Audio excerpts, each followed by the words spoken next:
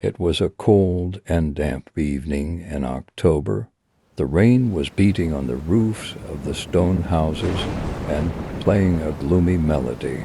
A silhouette in a black cloak was walking silently on the deserted streets. His silhouette face was mysterious, and his hands hanging from his cloak were shaking. The silhouette approached the old well in the village square.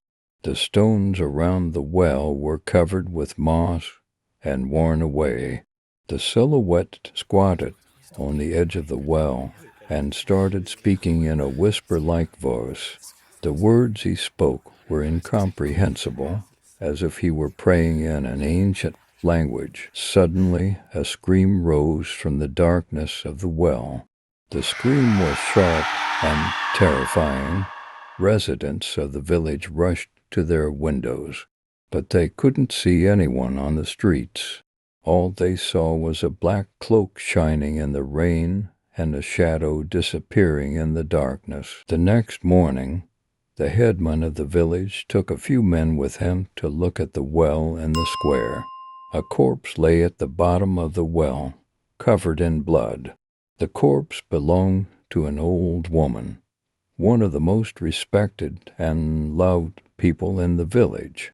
The woman's throat was cut and her face was frozen in a terrible expression. The headman and his men were terrified.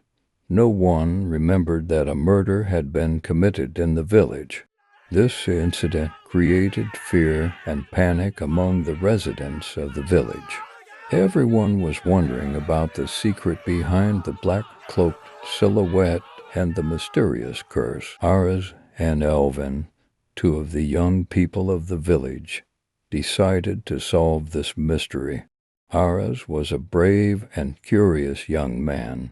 Elvin was an intelligent and investigative girl.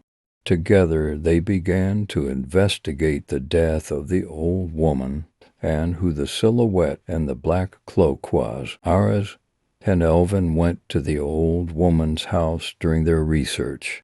In his house, they found an old book. In the book, a curse called the Red Shadow was mentioned. The curse haunted the village centuries ago and claimed many lives. The book also included a ritual to be performed to lift the curse. Aras and Elvin started to collect the necessary materials to perform this ritual, but they needed one more thing to complete the ritual.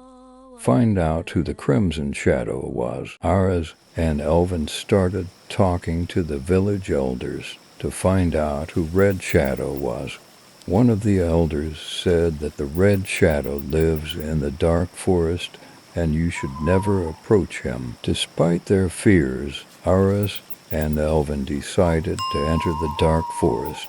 In the forest, they encountered eerie sounds and strange creatures, but they did not give up and continued to search for the Red Shadow. Aras and Elvin found Red Shadow after a long search. Red Shadow was the black-cloaked silhouette, and he was the one who killed the old woman. Aras and Elvin had to fight Red Shadow. The war was long and difficult. Aras and Elvin managed to defeat Red Shadow by using all their courage and strength. With the Crimson Shadow defeated, the curse was lifted. The village was freed from darkness and found peace again. Aras and Elvin began to be remembered as the heroes of the village. Thanks to their courage and determination, they saved the village from great danger. This event changed them forever. They could no longer live an ordinary life.